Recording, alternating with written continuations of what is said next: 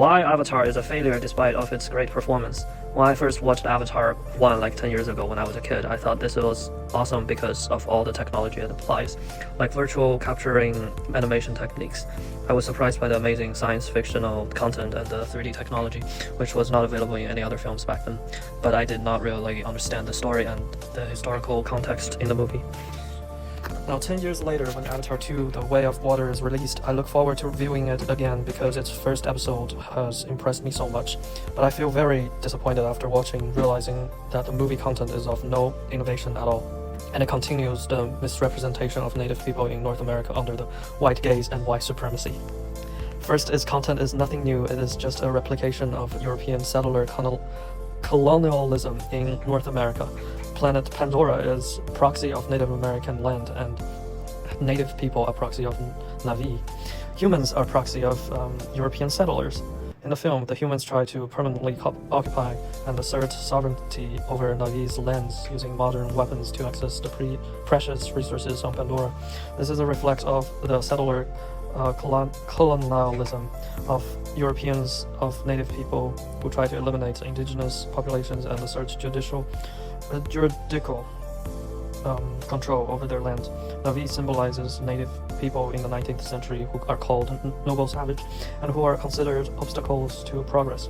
Like Gilio Whitaker has commented in his article, the problem with the ecological Indian stereotype to Washington Indians were clearly no different than animals, indistinguishable from any other form of wildlife, and Native people are constructed as less than human to justify their illegal incursions into Indian lands. Similarly, in the film, the officer commented that those savages are threatening our whole operations in exploring the valuable rocks. Even though it looks like Native people win over the invaders in the film, the fact is that the film indicates white supremacy and that Native people are incapable who are in need of white savior. Jake Sully, a white soldier who eventually joined Na'vi, becomes a king of the race. He successfully leads Na'vi people to fight against humans. It implies Native people are incapable and need white savior to survive. Such white savior trope is as old as Hollywood itself in movies like Dances and The Last of Mohicans. In addition, after so many years, the Hollywood film still continues the misrepresentation of Native people in North America under the white gaze and white supremacy. Avatar continues the gender stereotypes of Native people, portraying them as exotic and erotic and connecting them with animal sexuality. For example, all Na'vi people wear loincloths, almost naked, encourage viewer to fetish their tall, lithe, and perfect fit bodies. It carries on the traditional stereotype and hypersexualizing women of color. This erotic appeal, like argued by Bird in her writing, objectifies Native people, indicating white supremacy. And the weapon Na'vi use, bow and arrow, which are primitive and far from enough to defend against modern weapons. After all these years of being fancy towards Avatar and its director James Cameron, I just suddenly feel disappointed.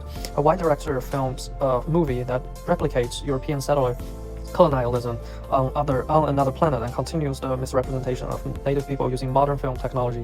It's like after decades of treaties and claims, Native people are still stereotyped and misrepresented in mass media, distorting their images in the public view and perpetuating settler colonialism.